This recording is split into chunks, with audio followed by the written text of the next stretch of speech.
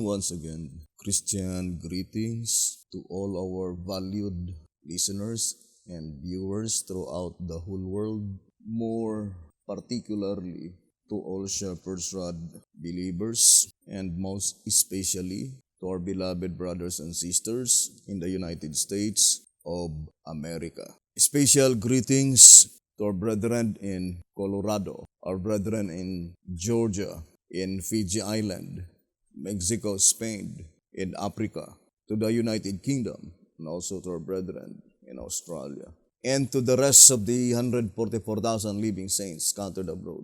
Greetings. May the good Lord bless you, brothers and sisters. This is our episode number 6 on the subject, the chronological order of events. And it is especially dedicated and addressed to our beloved brother Steve. And at this time, we will study just a short view in the writings of Ezekiel. And I think the entire chapters of the book of Ezekiel, 48 chapters, has a prominent role on the closing work for the church.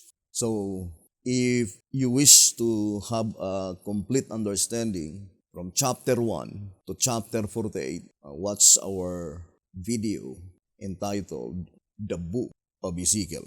Now, the Shepherd's Rod declared clearly in tract number 1, page 5. It says, the call of Ezekiel to the prophetic office is one of the most interesting experiences of the ancient seers. And the revelation of what he saw by the river Chebar is perhaps of greater importance to heaven and earth at this time than is any other vision on sacred record. Because in a remarkable way, it reveals that which unites heaven with earth, even as the Dardanelles links two important seas. Thus, this study of Ezekiel's vision, which brings to light earth's being visited by the majesty of the universe, may be aptly termed the Dardanelles of the Bible. So, the statement, the vision of Ezekiel, must be pointing to the entire book of Ezekiel, from chapter 1 to chapter 48. There is a remarkable parallelism in the book of Ezekiel and the book of Revelation. As a matter of fact, both prophets, Ezekiel and John the Beloved, died at the age of 100 or 1 century. Now, if you will look at on Ezekiel chapter 1, that is pointing to the 4 living creatures. But in Revelation chapter 4, it is pertaining to the four beasts, and also has a close connection to the vision of Isaiah in Isaiah chapter 6. Now let us read tract number 1. Here in tract number 1 on page 35, figurative of the saints in time of judgment. The faces of the cherubim being the same as those of the beasts of the Revelation, they both necessarily have complementary significance. The key to which John supplies, and they sang a new song, saying, Thou art worthy to take the book and to open the seals thereof, for thou wast slain and hast redeemed us to God by the blood out of every kindred and tongue and people and nation. Revelation 5 verse 9.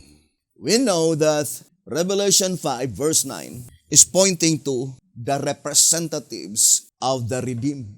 Here in 2SR on page 195 and also 196, we know, brothers and sisters, that the 4 beasts on Revelation chapter 4 verse 5 is pointing to the representatives of the redeemed. Now I would like to read that verse, passage in 2SR. It says here, 2SR page 195. Again, note that the beasts and elders made a total of 28. It would be impossible for only 28 persons to be redeemed out of every kindred, tongue, and people and nation. For if there were only one redeemed out of every nation, the number would run into thousands instead of 28. Therefore, it is evident that the four beasts are symbols which represent four groups of saints gathered from all ages and out of every kindred, tongue, people, and nation. In a similar way, the world empires after the flood are symbolically represented by the beasts. Thus, by the beasts are represented those that shall be judged. At our page 195.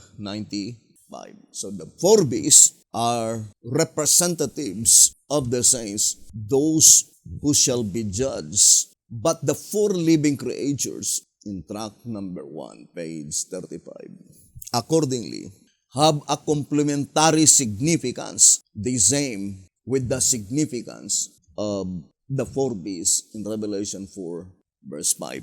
But in other way, brothers and sisters, we can easily understand that the four beasts in Revelation 4, verse 5 is the type, whereas the four living creatures in Ezekiel chapter 1 is the antitype. So, we have typical Abel, typical Moses, typical Elijah, and typical Enoch. The four beasts in Revelation chapter 4 verse 5.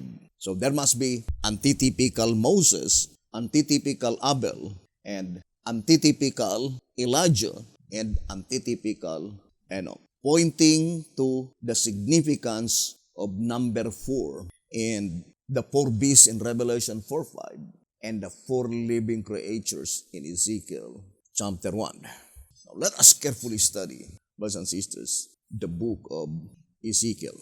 First of all, I would like to read a tract number 1 on page, let's read the statement here. On tract number 1, on pages 12 and page 13, it says, as the prophet was looking toward the north, he saw a great cloud coming like a whirlwind to earth. Watching with intense interest, it's drawing nearer and nearer. Finally, he saw the living creatures, the wheels, and the rest, the appearance of the likeness of the glory of the Lord. Whereupon I fell, he says, upon my face, and I heard a voice of the one that spake unmistakably, the Lord himself, come to give a message to Ezekiel. Now, let us distinctly separate the type, which is ancient Ezekiel, and the perfect fulfillment of the prophecy, by which according to the voice of inspiration, the glory of the Lord, we know that that is Jesus Christ, came. And what is the purpose of that visitation? To give message to Ezekiel. And that is the fulfillment of the first invisible coming of Jesus Christ, by which the purpose of that coming is to give message to Ezekiel.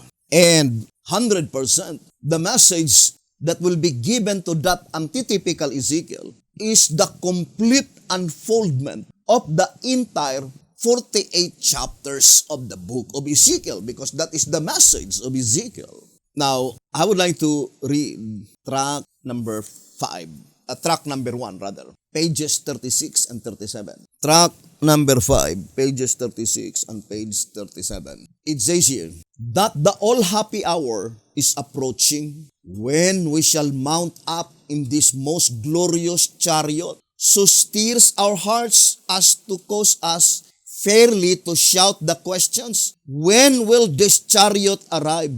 How long will it stay? So, that is very important. It says, when considered in the light of the four main facts so far established, these questions are virtually self-answering. The Lord comes to earth in this chariot. Second, from it he commands Ezekiel to go speak to his people. Third, Ezekiel did not bear the message to the people of his day. Fourth, he will bear it to the people. He will bear it to the people at the commencement of the loud cry.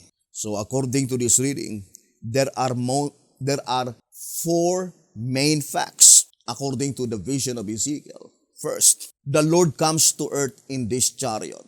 From it, he commands Ezekiel to go speak to his people. Third, Ezekiel did not bear the message to the people of his day. And fourth, he will bear it to the people at the commencement of the loud cry. Now, is this Ezekiel who will bear the message to the people at the commencement of the loud cry? Is BT-Hotep. Does the loud cry commence in the days of BT-Hotep? If the loud cry commenced in the days of BT-Hotep, 1930, how many years from now? Then the loud cry is still unfinished.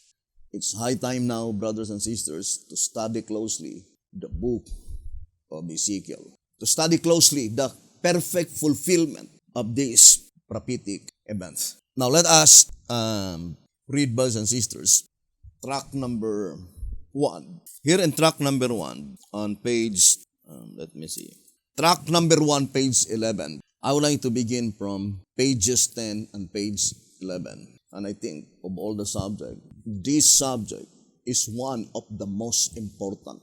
Before reading the statement in track number 1, page 10 and page 11, track number 1, pages 10 and page 11. First of all, I would like to remind again that according to track number 1, page 5, of all the prophecies ever recorded in the Bible, the vision of Ezekiel is the most remarkable one. Of course, if we will say the vision of Ezekiel, that is the entire vision of Ezekiel from chapter 1 to chapter 48.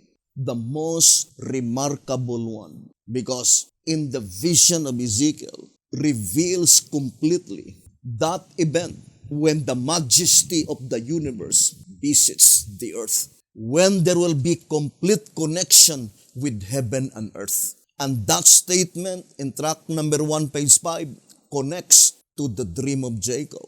The same description given by the shepherd's rod, that the dream of Jacob is pointing to that predicted event when heaven and earth will be, or there will be a complete connection with heaven and earth. 2SR 266. And in 1SR, it says, that is the loud cry. Now, let us read first 1SR. Brethren, we were so thankful to the Lord that He lovingly and mercifully and graciously placed in our hands the complete unfoldment of the book of Ezekiel from chapter 1 to chapter 48. And if you are interested to know about it, please carefully watch our video entitled The Book of Ezekiel. Now, I would like to read again 1SR page 61. The dream which he had in the night was only a vision and representation of some future event. The meaning of the dream can be only one thing. If the latter represents Christ, the angels as messengers, God the Father at the head, and Jacob at the foot, it means a complete connection with heaven and the true Israel. The latter reigned. The loud cry of the third angel's message, and it says, see, Revelation 18, verse 1. So the same description in track number 1, page 36 and 37, that God commanded Ezekiel to go to speak to his people when? At the commencement of the loud cry. The same with the dream of Jacob. The fulfillment is at the commencement of the loud cry. And the same description in track number 1, page 5. There is a complete connection with heaven and earth. Now, let me read to you, brethren, track number 1 on page 14. These mandatory words of weighty significance to all. And we know, brothers and sisters, BT-Hotep and all his associates were already lying unconscious in their graves. But the prophecy in the book of Ezekiel was still unfulfilled. I do fully believe that the book of Ezekiel the particular object in view is the 144,000 living saints. The shepherd's rod made it so plain. In 1SR Pocket Edition, on page 74, Ezekiel was commanded to engrave a city upon a tile and to name it Jerusalem. The material on which the city was to be engraved, being everlasting, not subject to decay, it denotes that the city in vision is one that will stand eternally, a people that shall never die. 1SR Pocket Edition, page 74. So the focal point of the vision of Ezekiel is addressed to the 144,000 living saints, spiritual Israel, that shall no longer to taste death. Now, I would like to go back to that reading in track number 1. Track number 1 on page 14. It says here, brethren, and it is addressed to all the obedience who desire to be a part of that saints that will no longer to taste death. And this message is directly addressed unto you. That statement in 1SR Pocket Edition saying on page 58, but now at the appointed time, He Himself reveals their significance to the very people for whom they were originally and especially designed. Since we already read in 1SR Pocket Edition, page 74, that it is especially designed, originally designed to the saints that will no longer to taste death, then absolutely the entire book of Ezekiel, whatever the significance of each chapter, must be revealed to them, to the saints that will no longer to taste death. Now, let us go back to track number 1 on page 14. These mandatory words, what is the mandatory words?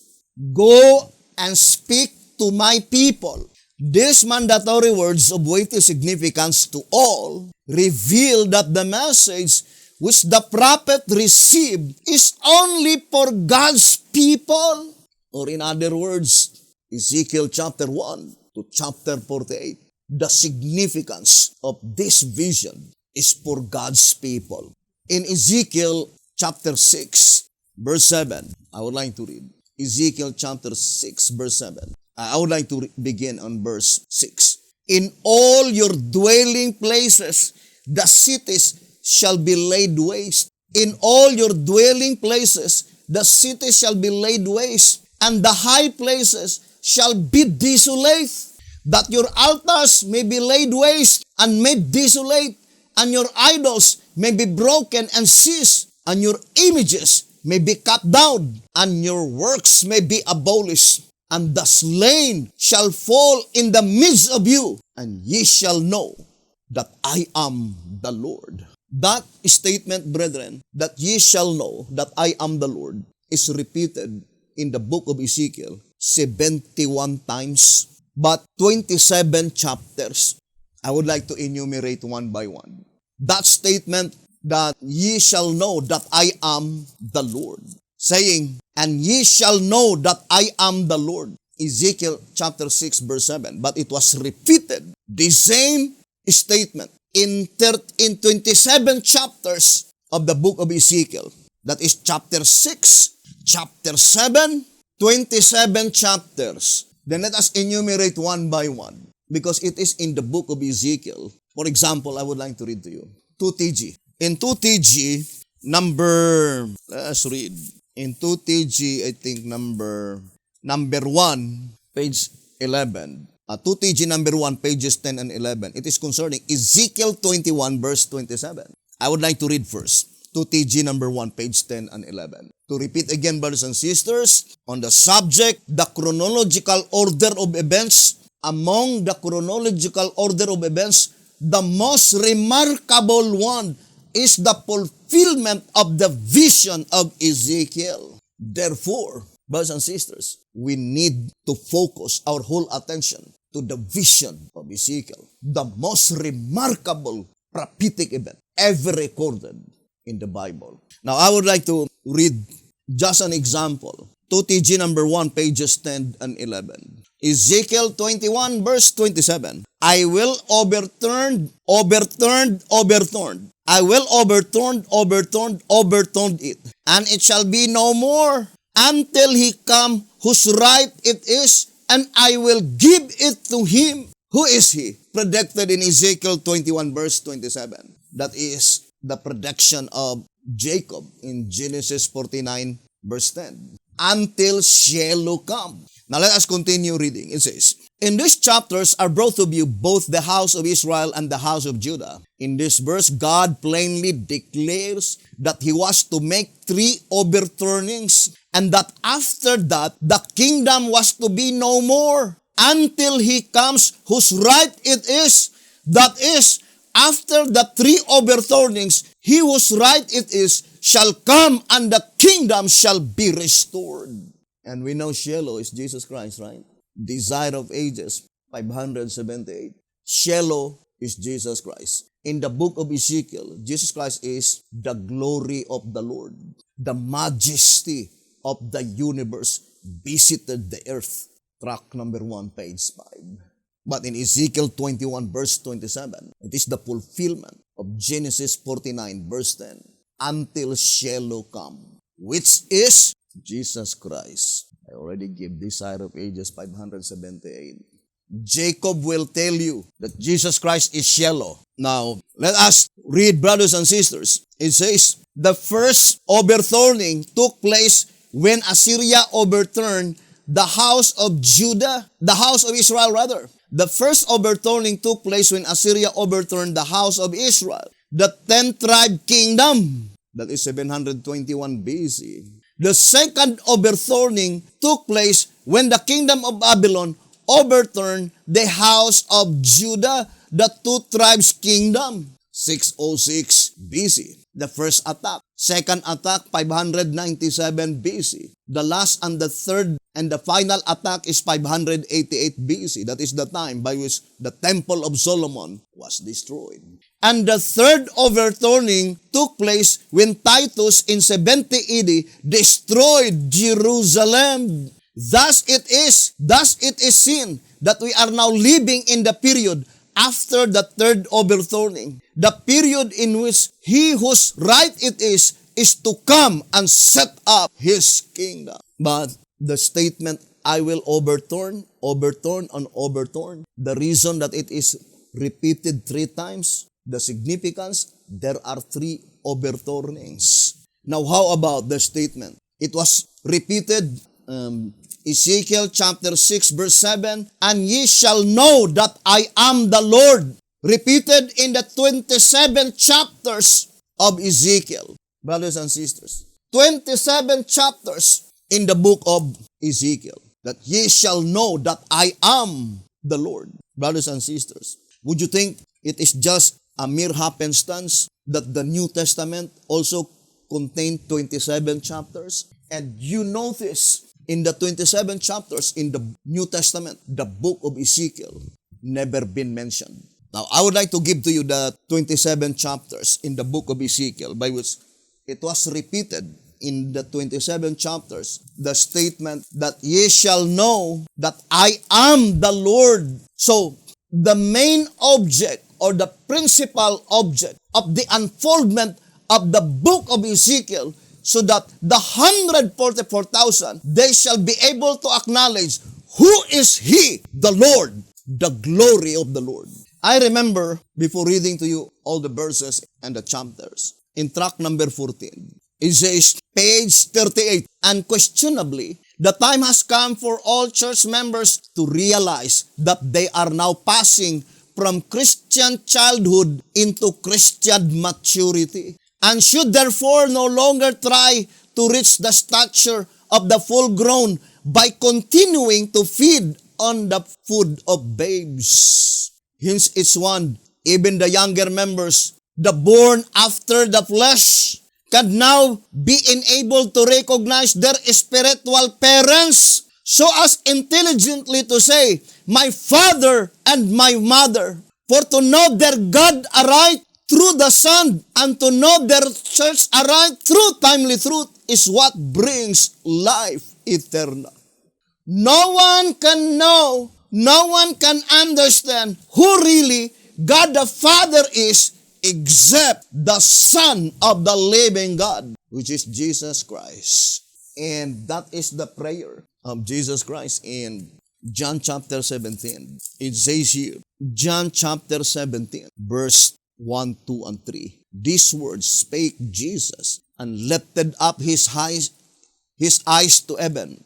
These words spake Jesus, and lifted up his eyes to heaven, and said, Father, the hour is come. Glorify the Son, that thy Son also may glorify thee. As thou hast given him power over all flesh, that he should give eternal life to as many as thou hast given him. And this is life eternal, that they might know thee, the only true God, and Jesus Christ, whom thou hast sent.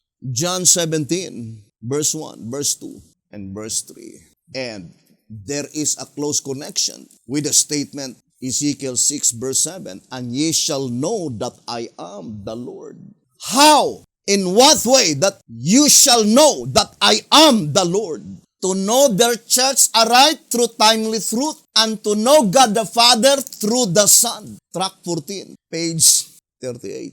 And would you think it is just a mere happenstance, brethren, that statement that ye shall know that I am the Lord, repeated in the 27 chapters of the book of Ezekiel, which exactly fits to the entire book of the New Testament, 27 books? No, it is purposive design. To understand the entire New Testament is to understand the book of Ezekiel. And to understand the book of Ezekiel is to recognize and understand God the Father through the Son. Now let us enumerate one by one the 27 chapters. Number 1, chapter 6. Repeated that statement, and ye shall know that I am the Lord. Chapter 6, chapter 7, chapter 11, chapter 12, chapter 13, chapter 14, chapter 15, chapter 16, chapter 17, chapter 20, chapter 21, chapter 22, chapter 23, 24, 25, 26, 28, 29, 30, 32, 33, 34, 35, 36, 37, 38, 39. How many chapters? The book of Ezekiel. There are 48 chapters. 48 minus 27. There are 21 chapters by which you cannot read that statement, and ye shall know that I am the Lord. And it was repeated in 71 verses. Repeated 71 verses. 28, 29, 30. 30, no, there is no 31. 32, 33, 34, 35, 36, 37, 38, then 39. And it was repeated 71 verses.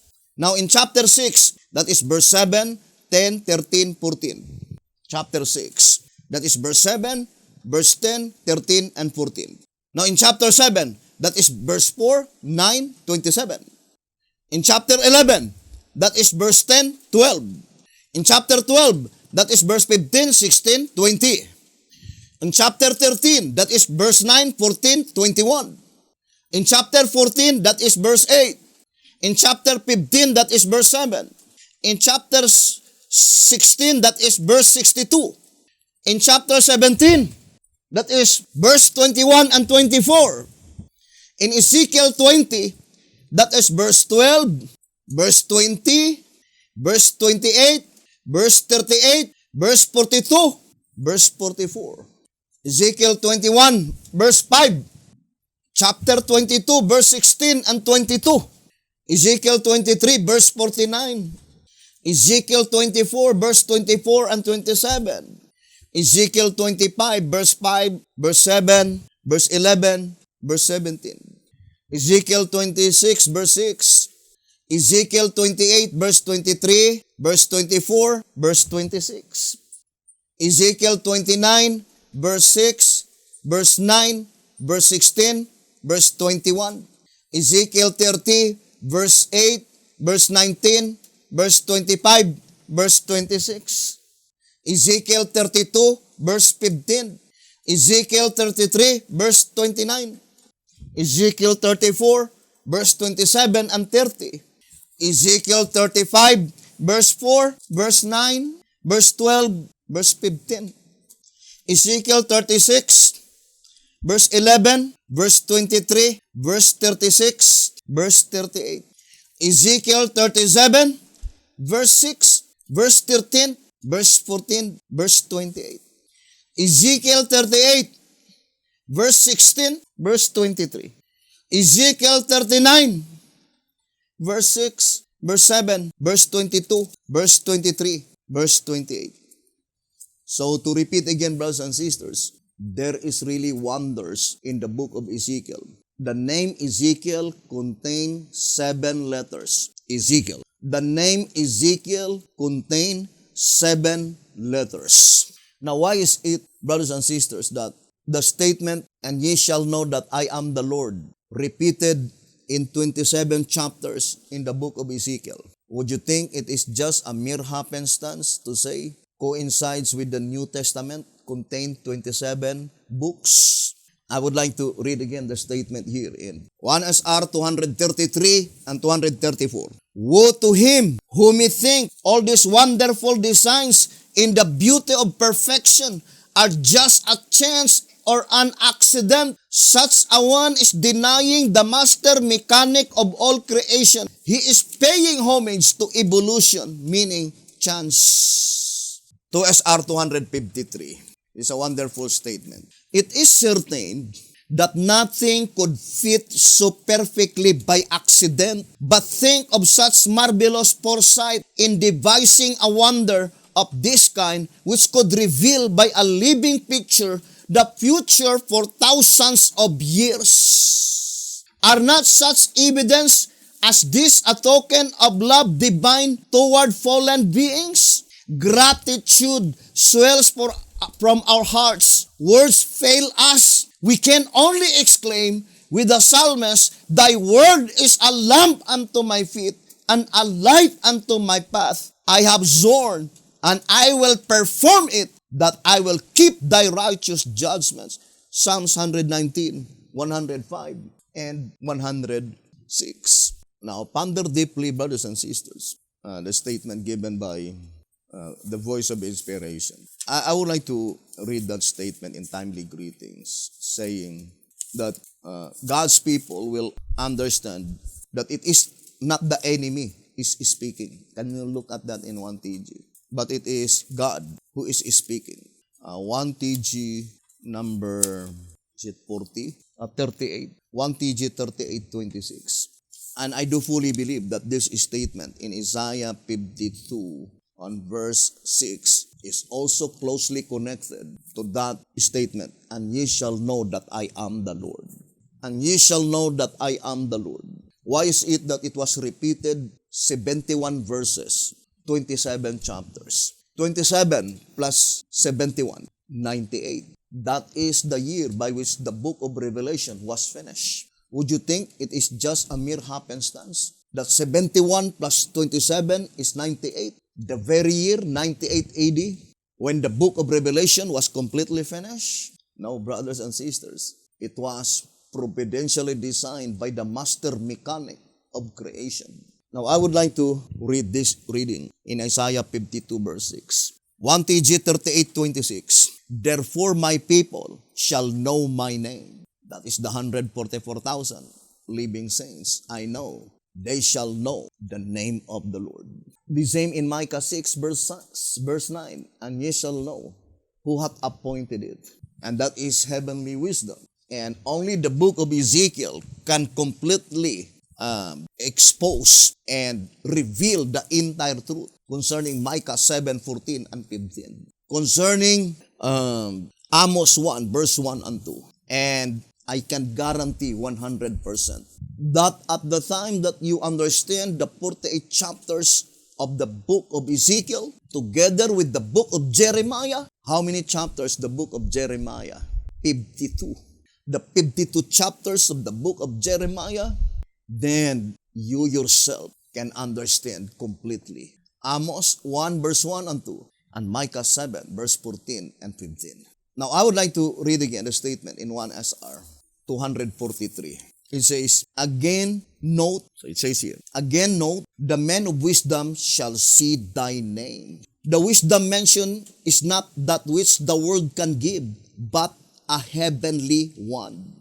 A heavenly one. It is a heavenly wisdom shall see thy name. Now, let us read 1 TG 38, page 26. It says here, therefore my people shall know my name. Only the people, the 144,000 living saints, they can recognize the name of the Lord.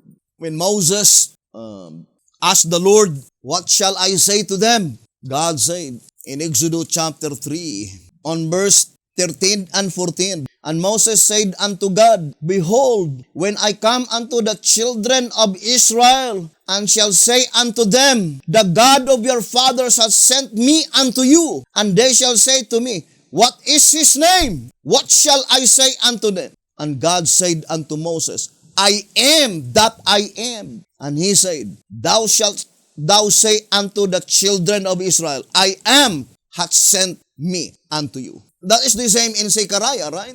What does it mean by I am that I am? I think this is connected with Isaiah 52 verse 6 because we are now studying the perfect fulfillment of 144,000 going out of Egypt. And that is the verse in Micah 7 verse 14 and 15. So, brothers and sisters, it is high time now to kneel down before God, to humble ourselves, and then study closely the Bible as explained by the rod of God. Exodus 4 verse 20 and verse 21. But it was guaranteed by inspiration. Those who had been given the heavenly wisdom, because that wisdom is a gift. A gift cometh from heaven. And that gift can never be bestowed to anyone who are proud and boastful. Because the anointed one, who is the anointed one? In tract number 11, page 5, the Messiah, Jesus Christ. It says in 1 TG number 41, on page 24 and 25, it says, moreover, he was anointed to preach to the meek, to those who are not self-sufficient, not high-minded, but humble and teachable. The other class could not be taught. 1 TG 41, page 24 and 25. They shall see thy name. What is thy name? I am that I am. They can recognize God the Father through the Son, the glory of the Lord. And they can recognize the glory of the Lord through timely truth. Tract number 14, page 38. And I do fully believe, brothers and sisters, that one of the principal reasons why God repeated that statement, and ye shall know that I am the Lord. Moses asked God, when the children of Israel will ask me, what is his name? Then God said, tell them, I am that I am. And ye shall know that I am the Lord. Repeated in the book of Ezekiel, 27 chapters. Brothers and sisters, who can guide us and tell us who is He, the God the Father? John 17, verses 1, 2, and 3. That is only God Himself, brothers and sisters. Only God Himself, Jesus Christ, the Son of the living God. Why is it 27 chapters? Because that is pointing the New Testament books, the books on the first advent of Jesus Christ. Jesus Christ was in this world 33 years. Half of the number of the Bible, 66 minus 33 equals 33. 33 plus 33 equals 66. Therefore, half of the plan of redemption was revealed in the life of Jesus Christ. And that is the testimony of the 12 apostles. They were testifying the Son of the living God.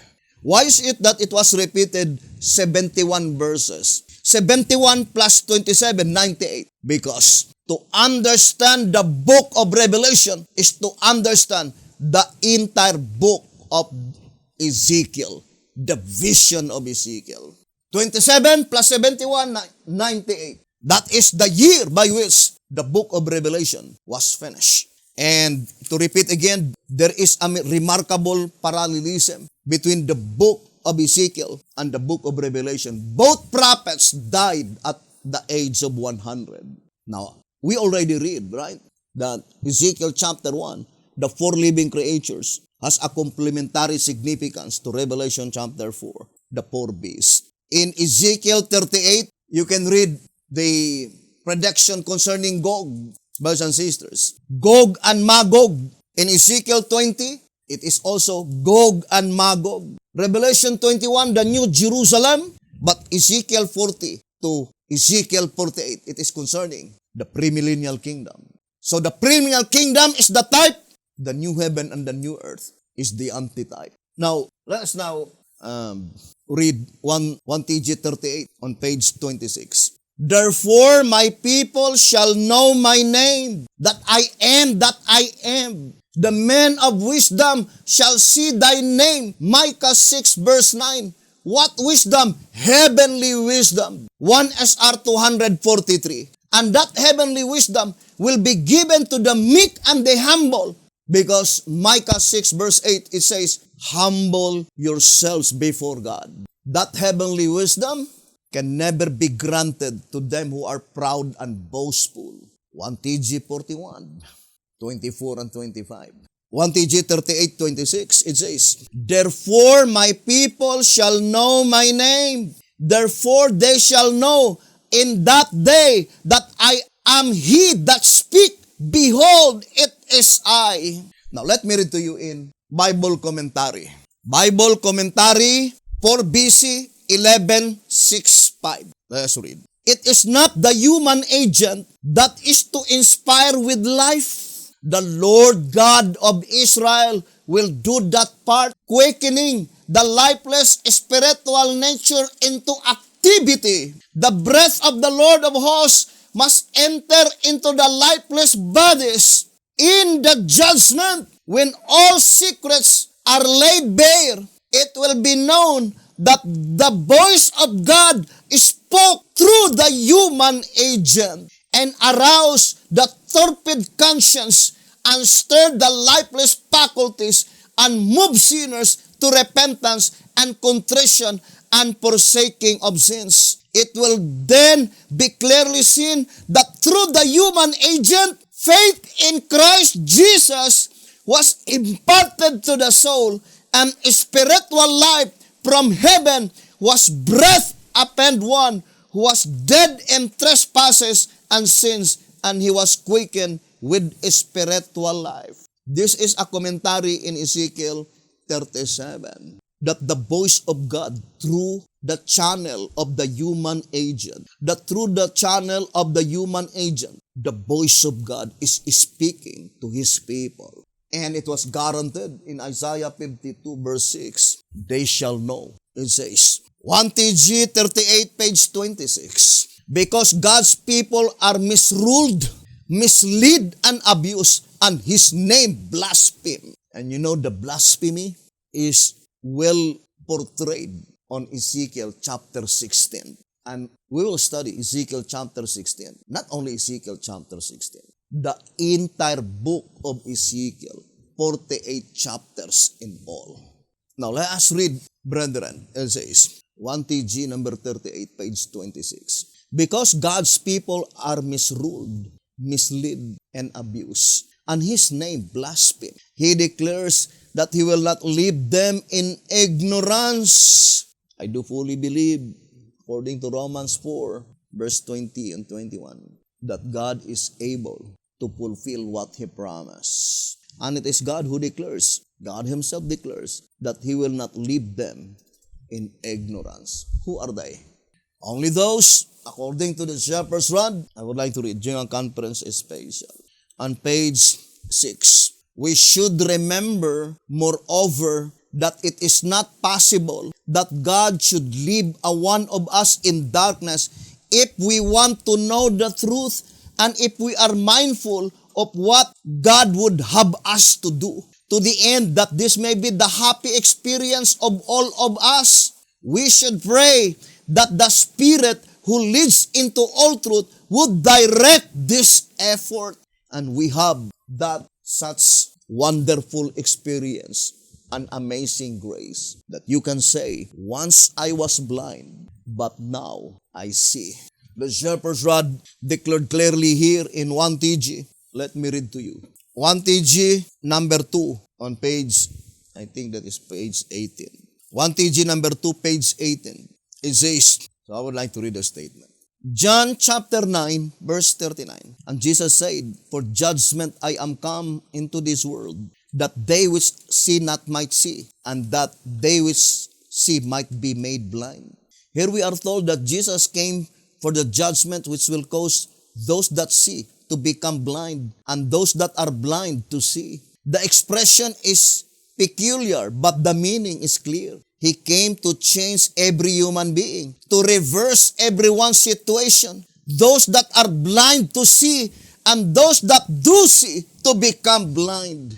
And I remember the statement in 1 TG 32:17 saying, spiritual blindness is a cruel thing. It says, spiritual blindness is a cruel thing. Its victims can hardly be made to see either their sins or the righteousness of God. They misinterpret and misapply everything that is intended for their own good. The revelation or the unfoldment of the entire book of Ezekiel, brothers and sisters, is the unfoldment of the entire plan of redemption. But spiritual blindness is a cruel thing. The revelation of this vision of Ezekiel is for our own good. And it says here, 1 TG 2, page 18, let us now judge our own case. If our vision at this moment is the same as always, I would like to apply that moment 2020. Let us now judge our own case. If our vision at this moment is the same as always, then plainly enough, His coming has not profited us as yet.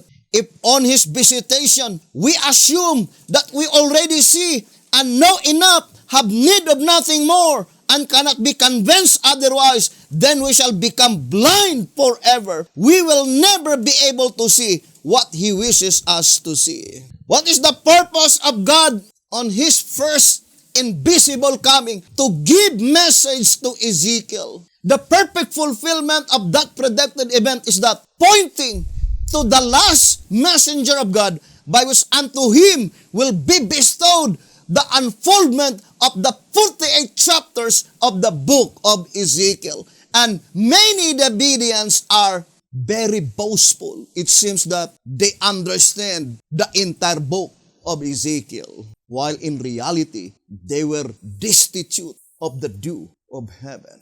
And those who say that they knew everything, brothers and sisters, how could they know in a period of time when Jesus Christ did not as yet arrive?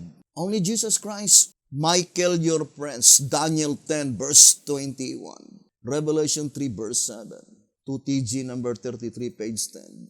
Only Jesus Christ, the author of the scripture, can explain. And Jesus Christ promised that He will visit the earth, and whoever that Ezekiel, unto him God will bestow. What is the true meaning of the entire vision of Ezekiel from chapter 1 to chapter 48?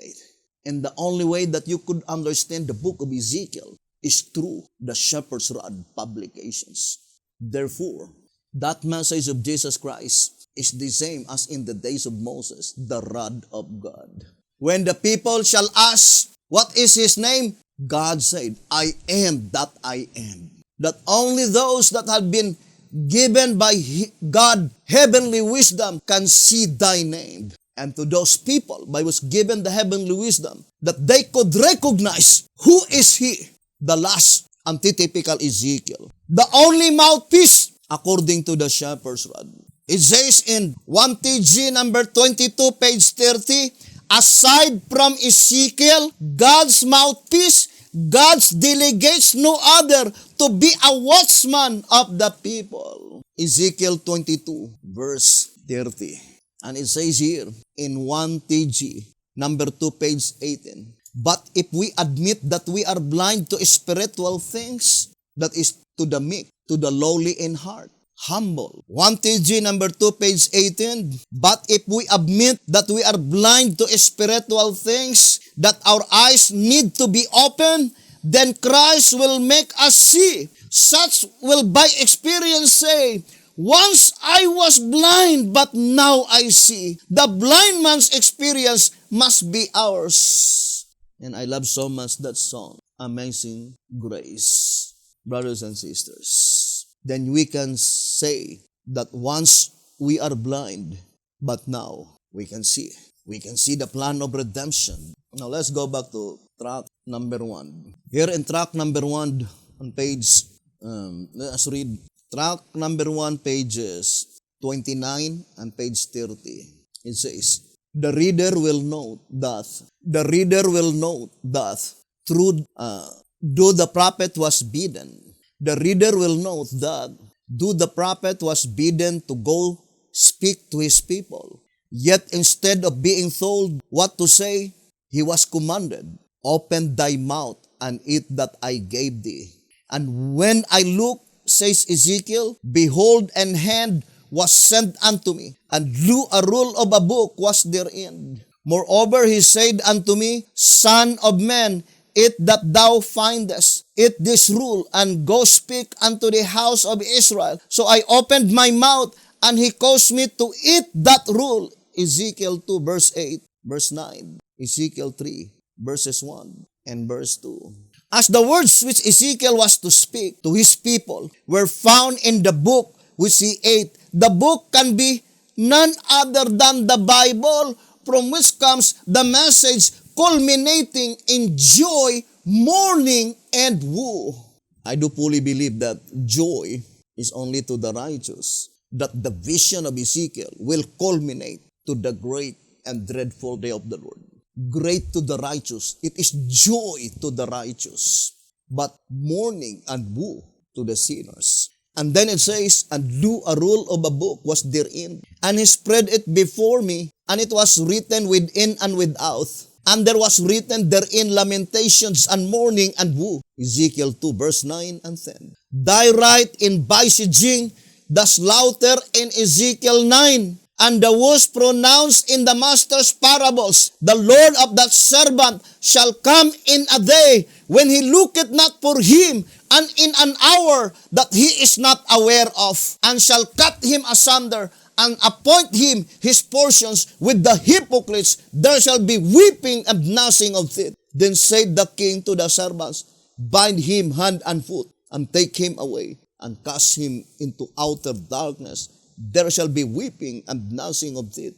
Matthew 24, verse 51, and Matthew 22, verse 13. What is the entire book of Ezekiel? Thy right in besieging the slaughter in Ezekiel chapter 9. What is that book that Ezekiel ate?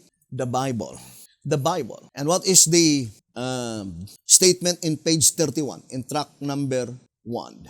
Let us read the statement. The book which Ezekiel ate, being written within and without, Ezekiel 2 verse 10, the writing within, therefore can only be the prophetic word of God, proclaiming the curses and the blessings that are written in the Bible, while the writing without can be nothing else but the sure record of the fulfillment of that within, the record, in short, of the prophecy becoming history, showing thereby that God has spoken it and will perform it. The writing within and without, moreover, signifies also that the message will be in type and antitype. So the voice of inspiration is plainly telling, brothers and sisters, that one of the instruments that God bestowed to antitypical Ezekiel is the type and antitype, which completely disarm the enemy of inspiration. And you can witness that even in Facebook, in internet. They can say many things with all other subjects, but in type and antitype, they can say nothing because God is not telling us a lie. It says here in 1SR Packet Edition on page 73, let us read again. So completely disarming the enemy of souls, that is Satan, completely disarm. You want to defeat the enemy? Then use the type and antitype, one of the strongest weapons to defeat the devil. So completely disarming the enemy of souls, the great designer of these typological truths leaves the reader free to make his own choice. Still, although in 2SR 255 it says the types are worked out to expose the error and reveal the truth so that the honest ones will shun the devil by embracing the facts and by walking in the light. That as there is no type for that which is false, teachers of theories of so-called Bible truths without typical representation of their so-called claim completely uncovers such trap of deception. That if you are honest, you will shun the devil by embracing the facts that any movement without typical representation can never be of God. That is a false movement. That is the only positive proofs according to 2SR 255, brothers and sisters. And here still, although the Heavenly Father, the great designer of these typological truths, still leaves the reader free to make his own choice. But B.T. Houghton says, if you will choose to follow, to connect yourself to that movement without typical representation, then you are among lead by the blind leaders. Brothers and sisters, the blind leading the blind. What will happen?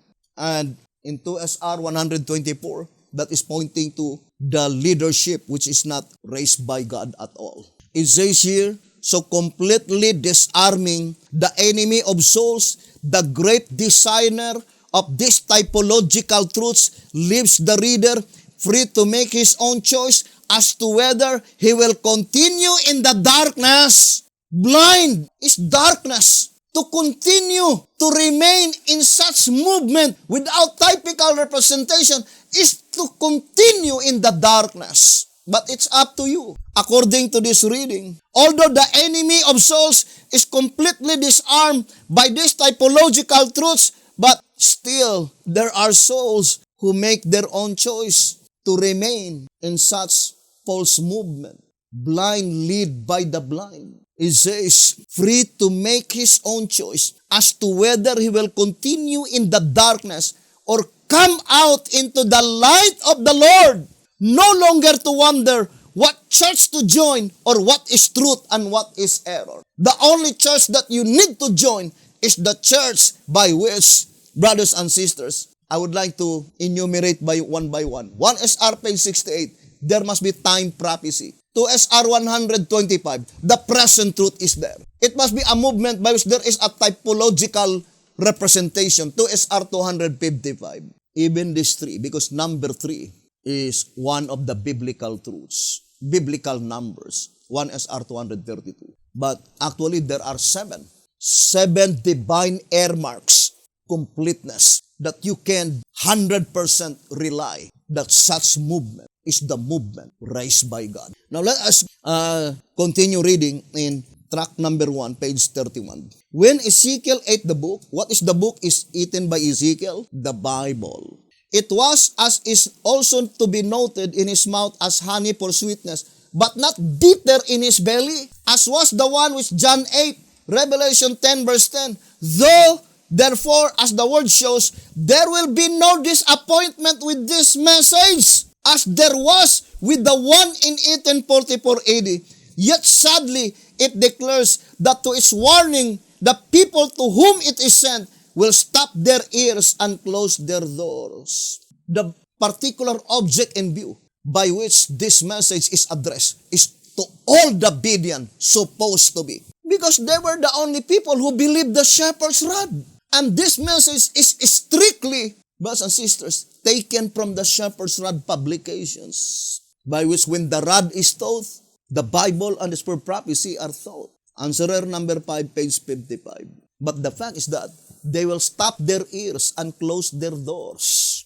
Why? Why is it that they become very rebellious? Because the time is prolonged. I would like to read Words to the Little Flock, page 5. The burden of this prophecy is time. What prophecy? Ezekiel chapter 12. So we need to study closely the whole chapter of Ezekiel 12. I would like to read Ezekiel 12. It says, Son of man, what is that proverb that you have in the land of Israel, saying, the days are prolonged, and every vision faileth? Tell them, therefore, thus saith the Lord, I will make this proverb to cease, and they shall no more use it as a proverb in Israel. But say unto them, the days are at hand, and the effect of every vision, for there shall be no more any vain vision, nor flattering divinations within the house of Israel. For I am the Lord, I will speak, and the word that I shall speak shall come to pass. It shall be no more prolonged, for in your days, O rebellious house, will I say the word, and will perform it, saith the Lord God. Ezekiel 12, verse 23 to 25. Although we know that Sister White has no complete understanding concerning the book of Ezekiel, but only portion that she understands. And that is pointing, brothers and sisters, to explain that Ezekiel 12, the burden of that prophecy is time prophecy. And what is that time prophecy? The midnight cry. And of course, it could not be pointing to the time when God the Father will announce the day and hour of Christ's coming after the seventh plague. For the Bible is very plain that when God the Father is speaking, the rebellious house of Israel are still in existence. And at that time, there is no more wicked Sabbath keepers. All of them were already dead. Therefore, it is closely connected to the statement in 4 BC 11:6-5 that it says that the voice of God is speaking through the channel of the human agent. And it is closely connected to the subject, the midnight cry. Now, I would like to read in page 4 and page 5. Will not the day and hour of Jesus appearing be made known by the voice of the eternal God? That day and hour will be known by the true children of God, and no others appears plain from the fact that we are exhorted to watch for it. And if we do not watch, Jesus will come on us as a thief, and we shall not know what hour he will come upon us, so that none but those who truly watch and hold fast will know that true time. Revelation 3 verse 2 and 3. Here I will introduce a quotation from the true midnight cry of August 22, 1844. Brethren, it cannot be applied to the second visible coming of Jesus Christ, because that event by which Jesus Christ will come as a thief cannot be applied to the second visible coming of Jesus Christ. How could it be thief? Before Jesus Christ will come, there are 7 plagues. And in the 7th plague, there is an earthquake. And when God the Father will announce the coming of Jesus Christ, not only the righteous will understand, even the wicked. Brothers and sisters, Revelation 1:7, all eyes shall behold him, even those that first Jesus Christ, the wicked. But it points out to the invisible coming of Jesus Christ, the coming of the bridegroom. Christ coming to the most holy place. That is very plain in 2SR page 181. The midnight cry. Now, let us read in 2SR page 181. It says, the midnight cry was first proclaimed prior to 1844.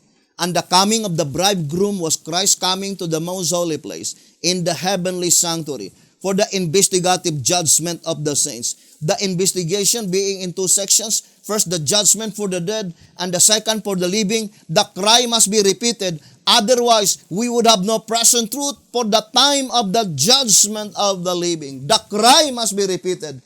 But in reality, midnight cry is directly applied to the judgment that pertains to the living. And what is midnight cry? Time prophecy. What is the midnight cry in primary application? To announce the commencement of the cleansing of the sanctuary. But the midnight cry in the perfect fulfillment to announce the completion of the cleansing of the sanctuary. Or the announcement of the midnight cry on the primary phase is the first day of atonement, by which the cleansing of the sanctuary begins, but the announcement of the midnight cry in the judgment that pertains to the living is to announce the final day of atonement, by which that is the cleansing of the sanctuary. All the names of the wicked will be blotted out from among the living. That is the great and dreadful day. But the rebellious house of Israel, according to Ezekiel 12, they were mocking God's people because the days are prolonged. What does it mean? Delays. There are delays. And they say, that man, his set dates, and it was not fulfilled. We know, because that is our experience. We called it tarrying time, delays. There was no delay to the Millerites movement. I would like to read 11 symbolical, number 12, page 9.